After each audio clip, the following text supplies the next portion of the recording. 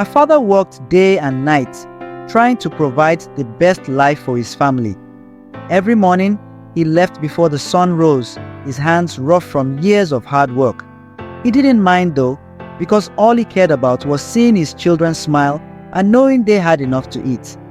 He didn't complain, even when his body was tired and his heart heavy.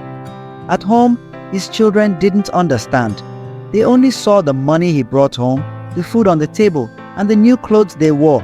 They didn't see the sacrifices he made, how he walked to work when there was no bus, how he skipped meals so they could eat, or how his dreams were put on hold to make sure theirs came true. His wife, though grateful, didn't realize how hard he was pushing himself. One day, after coming home from his second job, the father found his daughter crying. "I want new shoes. These are old," she said, throwing her shoes on the floor. He smiled and said, "Don't worry, my child. I'll get you new ones soon."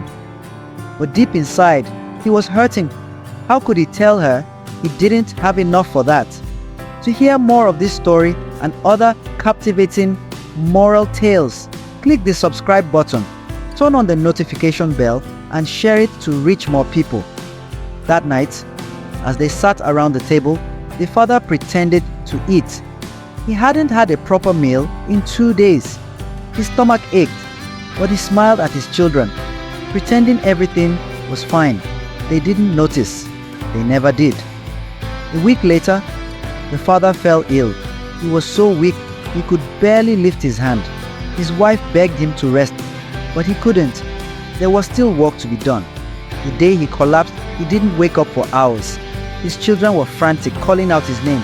When the doctor finally spoke, the words were heavy. "He's not well. He's worked too hard. His body couldn't take it anymore." His children cried, not understanding what they had lost until it was too late.